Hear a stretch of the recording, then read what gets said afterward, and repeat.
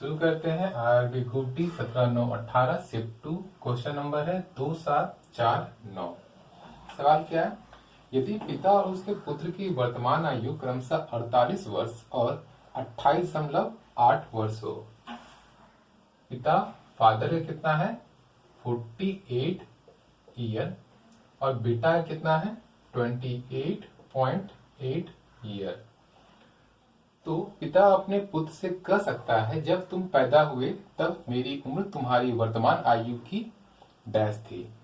तो जब बेटा पैदा हुआ जन्म के समय पिता की आयु कितना होगी? जब बच्चा जन्म हुआ होगा तो बच्चा कितना होगा? 0 वर्ष का होगा। जब 0 वर्ष का होगा, जब ये 0 होगा तो ये भी तो उसी रेशियो में कम होगा। ये 0 मतलब ये पूरा पूरा माइनस हो गया। तो पिता में कितना कम होगा? 48 माइनस 28.8। तो कितना हो जाएगा?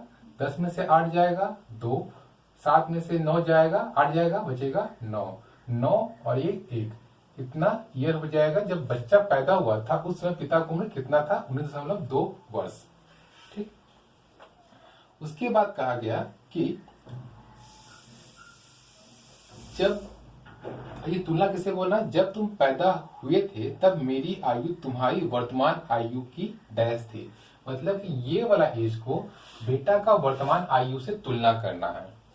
तो ये इसका कितना गुना है? ये देखिए, ये अप्रॉक्स में है 19.9 और ये 28.8 है।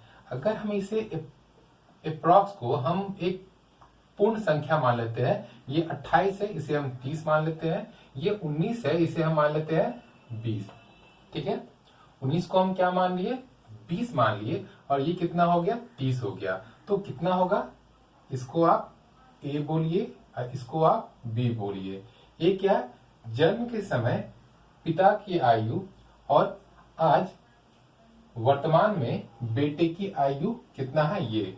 तो जन्म के समय पिता की आयु कितनी थी? तुलना हम कितना माने? 20। और आज वर्तमान में बेटे की आयु कितना है? माने कितना है? 30। तो ये कितना? 0 0 कट गया तो कितना हुआ? 2/3। तो हम इसे कह सकते हैं कि बेटे के जन्म के समय पिता की आयु कितनी थी? उसके बेटे के वर्तमान आयु की 2/3 थी। जो क्वेश्चन का है उसे ही लिखिए और एक तुलनात्मक मान, दशमलव में है काटने में दिक्कत होगा तो एक तुलनात्मक मान ले लीजिए दोनों का और उसे पुटिंग कीजिए क्वेश्चन के अकॉर्डिंग, आपका आंसर आ जाएगा। आते हैं अगले सवाल पर। अगला सवाल क्या है? 2750। इसमें क्या कहा है? मान ले 3 बिंदु ए बी और सी दिया हुआ है। एक कोऑर्डिनेट ये ए मान लीजिए, ये बी है, ये सी है। ठीक। ए का कोऑर्डिनेट दिया हुआ है 0 -1। बी का कोऑर्डिनेट कितना दिया हुआ है? 0 3। सी का कोऑर्डिनेट कितना दिया हुआ है? 2 1। ठीक। और त्रिभुज ए बी सी का क्षेत्रफल को क्या बोल दिया है? ये ए बी सी को 1 माना है ए बी सी के एरिया को। ठीक है, एबीसी के एरिया को त्रिभुज 1 माना है। और त्रिभुज 2 जो लिखा हुआ है उस त्रिभुज के क्षेत्रफल है जो त्रिभुज की भुजाओं के मध्य बिंदु से बनता है। ए और बी का मध्य बिंदु यहां पे मान लीजिए डी, बी और सी का मध्य बिंदु ई और ए और सी का मध्य बिंदु एफ। अब बोल रहा है कि इस जो डी ई एफ बनता है, डी ई एफ त्रिभुज है, इसका क्षेत्रफल कितना क्या बोला है? इसको मान लिया है त्रिभुज 2 मान लिया है। मतलब कि त्रिभुज 1 माना है एबीसी बड़े वाले त्रिभुज क्षेत्रफल और डीईएफ जो ये बीच वाला बन रहा है इसको बोला है त्रिभुज 2। अब यहाँ पे आपको निकालना है कैसे मध्य बिंदु। आपको मैंने इसका एरिया कोऑर्डिनेट दिया हुआ है तो एरिया निकालने का फॉर्मूला जो होता है वो पहले बता चुका हूँ प्रीवियस जो सेट था। लेकिन इसमें क्वेश्चन में एक नया चीज क्या जोड़ दिया कि मध्य बिंदु, और उसमें एक त्रिभुज है उसका भी निकालना है। तो मैं आपको मध्य बिंदु निकाल दिखाता हूँ। एक साइड दिखा देता हूँ कैसे होता है। आपको ए से बी के बीच में बिंदु डी है, डी का कोऑर्डिनेट कैसे निकालना है। इस तरह का जब है तब आप x1, ये x1 है, ये y1 है, ये x2 है, ये y2 है। तो क्या होता है इसमें x1 plus x2 by 2, y1 plus y2 by 2, ये आपका निकल जाएगा d कोऑर्डिनेट। तो मेरा x1 कितना है, x1 मेरा 0 है और x2 कितना है, 0 है, तो ये बाई 2। फिर y1 कितना है हमारा, -1 है, y2 कितना है हमारा, 3 है, प्लस 3 बाय 2 है। ठीक है, अब 0 बाई 2 कितना होगा, 0 प्लस 0 0 बाई 2, ये 0 हो जाएगा, प्लस -1 प्लस 3 कितना होगा, +2 होगा, क्योंकि 3 में जब 1 जाएगा तो बचेगा 2 और चिन्ह जो बड़ा है उसका उतरेगा, 2/2। ठीक है, तो अब क्या हो गया, 0 और 1 हो गया मेरा पॉइंट डी का कोऑर्डिनेट, 0 और 1 मेरा पॉइंट डी का कोऑर्डिनेट हो गया। आप इसी तरह ई का निकालिएगा, ये आपका x3 y3 रहेगा। इससे आप बी और सी के कोऑर्डिनेट लेकर ई निकालिएगा, ए और सी को लेकर एफ निकालिएगा। फिर आपके पास फॉर्मूला पता है, मैं फॉर्मूला बताता हूं आपको। क्या फॉर्मूला, जब कोऑर्डिनेट दिया हुआ है तब एरिया का फॉर्मूला क्या होता है, हाफ ब्रैकेट x1 लेंगे तो y में y2 माइनस y3, जब x2 लेंगे तब y3 माइनस y1, और जब x3 लेंगे तब y1 माइनस y2, और सबको जोड़ देंगे और 1/2 से उसे गुना कर देंगे, ये आपका निकल जाएगा 1 का। फिर 2 में ये हुआ किसके लिए, ए बी और सी और डी ई एफ दोनों के लिए एरिया निकालने का फॉर्मूला हो जाएगा। एक एक करके निकालिएगा, पहले कोऑर्डिनेट निकाल लीजिएगा दोनों तीनों पॉइंट के लिए, फिर उसके बाद इस फॉर्मूला के हिसाब से आप इसे पुटअप कीजिएगा, आपका आंसर आ जाएगा। फिर क्या बोला आंसर में कि त्रिभुज 1 और त्रिभुज 2 है कि एरिया, मतलब ये पूरे का एरिया और फिर ये छोटे वाले के एरिया को क्या माना है, 1/x माना है। तो x का वैल्यू निकालना है, जो एरिया पहले निकलेगा त्रिभुज बड़ा वाला से वो लिखिएगा, फिर जो छोटे वाला निकलेगा एरिया उसको लिखिएगा और बराबर 1/x लिखिएगा और आपका आंसर x का वैल्यू आ जाएगा। ठीक है, कोई दिक्कत तो नहीं होना चाहिए इसमें। आते हैं अगले सवाल पर। क्वेश्चन क्या दिया हुआ है कि x प्लस वाई बराबर 3 और एक्स वाई मतलब गुना में बराबर 2, आपको निकालना है क्या है, x³ माइनस y³, आपको ये निकालना है। इसे दो तरीके से कर सकते हैं सॉल्व, या तो आप x और y का वैल्यू निकालिए अलग अलग तब इसे पुटअप कीजिए, या तो आप खुद से चेक कीजिए कि कौन सा वैल्यू x और y का पुटअप करे कि मेरा 3 आए और x और y को गुना करने पे 2 आए। देखिए यहाँ पर हम 2 और 1 लेते हैं, 2 + 1 कितना होता है, 3, और 2 गुना 1 कितना होता है, 2 हो गया, 3 और 2 आगे 2 जगह पे, तो वेरीफाई कर गया x और y का वैल्यू। तो हम यहाँ पे देखिए क्या बोला है कि x में y को माइनस करना मतलब, और मेरा चिन्ह देखिए क्या दिया हुआ है, चिन्ह प्लस में है, तो x का वैल्यू बड़ा होना चाहिए, तो x को हम 2 मान लेंगे और y को 1 मान लेंगे। ये हुआ एक तरीका। तो यहाँ पे देख लीजिए 2 का क्यूब माइनस 1 का क्यूब, 8 माइनस 1 बराबर 7। एक आपका तरीका ये हो गया सॉल्व करने का।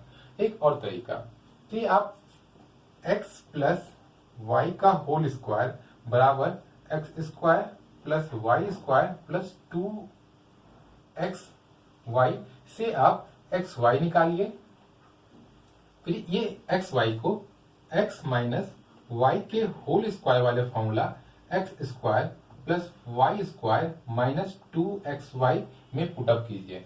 ठीक, इस वैल्यू में ये वाले वैल्यू को पुटअप कीजिएगा, ये आपको पता है एक्स वाई का, x माइनस वाई का आपको मिल जाएगा। फिर आप x प्लस वाई का वैल्यू 3 दिया हुआ है, x माइनस वाई का वैल्यू कुछ आएगा, उसे सॉल्व कीजिएगा तो आपको यहाँ से x और फिर y का वैल्यू मिल जाएगा। ठीक, जब यहाँ से x और y वैल्यू मिल जाएगा, इसी वैल्यू को फिर आप यहाँ पुटअप कीजिएगा, आपका आंसर भी फिर यहाँ से आ जाएगा। ठीक है, आप उम्मीद करते हैं आप इसको प्रैक्टिस कर लीजिए। बता ही देता हूँ आपको, इसे रुक जाइए इसके। देखिए यहाँ पे मैंने इसे सॉल्व कर दिया है। क्या हुआ, x प्लस वाई का होल स्क्वायर क्या होता है, x square plus y square plus 2xy, ये फॉर्मूला होता है अलजेब्रा का। यहाँ पे हमें x और y का वैल्यू गिवन है, क्वेश्चन में 3 दिया हुआ है। X square plus y square हमें नहीं पता है, छोड़ दीजिए। और एक्स वाई का वैल्यू 2 दिया हुआ, हम यहाँ पे 2 इंटू 2 कर दिए। ये वैल्यू था 2xy, फॉर्मूला में होता है, तो एक्स वाई की जगह पे हम 2 पुट किए, और यहां से हम x square plus y square का वैल्यू क्या निकाले, 5 निकल गया हमारा x square plus y square. अब इस x square plus y square वाले टर्म को हम एक्स माइनस वाई के स्क्वायर के फॉर्मूला में पुटअप करते हैं। एक्स माइनस वाई का होल स्क्वायर क्या होता है, x square plus y square minus 2xy। हमें एक्स और x square plus y square पता है, हमारा निकला है 5, रख दिए यहाँ पर। 2xy, एक्स वाई का वैल्यू पता है 2, वो भी रख दिए। तो यहां से x माइनस वाई कितना निकल गया, 1 को जब, एक चीज और, जबकि इधर स्क्वायर है, अभी तक प्लस हटता था, दाएं से बाएं आता था माइनस, गुना अगर रहता है दाएं में, बाएं जाएगा तो भाग। लेकिन अगर रूट हो, ये स्क्वायर है यहाँ पर, स्क्वायर जब अपने आप को चेंज करता है दाएं से बाएं, तो वो क्या होता है, अंडर रूट हो जाता है। क्या हो जाता है वो, अंडर रूट। ठीक है, इसे याद रखिएगा। स्क्वायर जब किसी संख्या के ऊपर या किसी भी वेरिएबल टर्म के ऊपर अगर स्क्वायर है, तो वो दाएं से बाएं जाएगा, तो वो क्या होता है, रूट में बजाता है। या फिर रूट कहीं पे है, रूट जब अपना डायरेक्शन चेंज करेगा, बाएं से दाएं, दाएं से बाएं, तो वो क्या होता है, स्क्वायर या जो भी टर्म दिया हुआ उसमें कन्वर्ट होता है। तो अंडर रूट 1 कितना होता है, हमेशा 1 ही होता है। 1 का स्क्वायर क्यूब हमेशा 1 होगा, और 1 का अंडर रूट घन क्यूब जो भी हो घन रूट, वो हमेशा 1 होगा।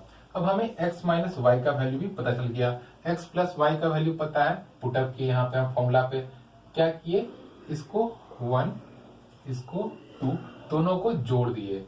x प्लस वाई बराबर 3, x माइनस वाई बराबर 1 लिखे और यहाँ पे किए। तो हमारा जब हम माइनस करते थे तब यहाँ पे साइन बदलता था, लेकिन यहाँ पे क्या करना है, हमें कुछ नहीं करना, बस जोड़ना है।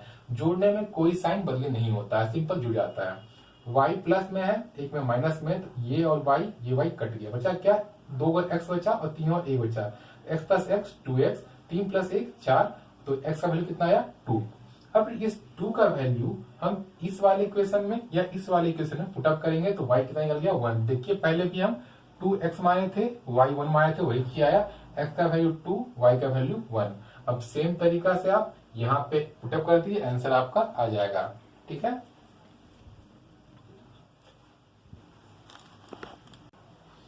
Question number 2752। क्वेश्चन क्या कह रहा है, भूमि का एक त्रिभुजाकार भाग जिसकी भुजा क्रमशः 72, मतलब कि एक ट्रायंगल है जिसका साइड दिया हुआ है 72, 30 और 78, और बोला है को 20 पैसे प्रति वर्ग मीटर की दर से समतल कराना। मतलब कि ये खेत है, इसको 20 पैसे प्रति वर्ग मीटर, मतलब कि स्क्वायर की दर से इसको समतल कराना है। ठीक है, तो इसका टोटल खर्च कितना आएगा। इस पिछला क्वेश्चन क्या था, हमें उसमें क्षेत्रफल क्या निकाले थे, हमें कोऑर्डिनेट पता था, ये वाला पॉइंट, ये वाला पॉइंट, ये पॉइंट पड़ा था, तो उसका हम अलग फॉर्मूला इस्तेमाल कर रहे थे। जब, लेकिन अगर आपके पास साइड दिया हुआ है, ये साइड और ये साइड गिवन है, तो इसके लिए अलग फॉर्मूला था। इसे हम लोग कहते हैं हीरो का फॉर्मूला। क्लास 9 या 10 में इस फॉर्मूले का इस्तेमाल हमें पढ़ाया गया होगा सभी लोगों को, सीबीएसई हो, बिहार बोर्ड, झारखंड बोर्ड, या कोई भी बोर्ड हो, सब में पढ़ाया जाता है। उसका फॉर्मूला क्या होता है, उसका फॉर्मूला होता है कि सभी भुजाओं का योग बटा 2, 72 प्लस 78 प्लस 30 बटा 2, क्या था हमारा, s जो था सभी को जोड़े और 2 से भाग दिए, तो हमारा कितना आया, s 90 आया। अब हीरो का फॉर्मूला क्या कहता है कि उस समय एरिया का फॉर्मूला क्या हो, जब हमारे पास ये भुजा का डायमेंशन गिवन हो, तब under root s into S minus A into S minus B into S minus C, मतलब कि s निकाले, उसमें एक एक करके सभी को घटाएंगे और उसे गुना करते जाएंगे। तो कितना है, s 90 90 माइनस ये कितना है 72 माने इसको हम, फिर 90 माइनस नीचे वाला 30, फिर 90 माइनस 78, ये आ गया, इसे अंडर रूट कितना आएगा यहाँ पर 90, 18, 60 और 12, ये अंडर रूट में है। इसे सॉल्व कीजिए तो कितना होगा 10 गुना 3 गुना 3, छोटा टूट गया।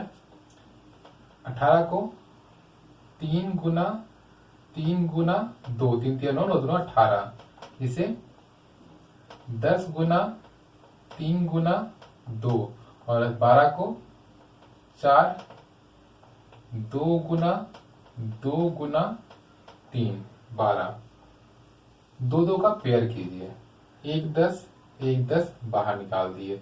अंडर रूट का मतलब क्या होता है 2 में 1 बाहर निकलेगा 10, फिर 2 3 में 1 3 बाहर, फिर 2 3 में 1 3 बाहर, 2 2 में 1 2 बाहर, अगला फिर 2 3 में 1 3 बाहर, अगला 2 2 में फिर 1 2 बाहर, ये आपका पूरा का पूरा बाहर निकल गया। अब इसका आंसर कितना आ जाएगा यहाँ पर 3 3 9 9 3 27, 27 दुना 54, 54 दुना 108, 108 और 1 10 है तो ये यहाँ पर 0 बैठ गया। इतना क्या निकला मीटर स्क्वायर। अब आपको पता है कि प्रति मीटर स्क्वायर जो बोल रहा है वो 20 पैसे लगता है, तो टोटल कितना हो जाएगा टोटल प्राइस, टोटल खर्च 1080 गुना 20 पैसा है, 20 पैसा को कन्वर्ट किए रुपया में 100 से भाग दिए, 10101010, 8 दूना 16 के 6 और 1 16, 2 एकम 2, इतना रुपया टोटल खर्च होगा आपका समतल करने में। इस वीडियो में इतना ही, अगले वीडियो में कुछ और सवाल कुछ और तरीके सीखेंगे। धन्यवाद।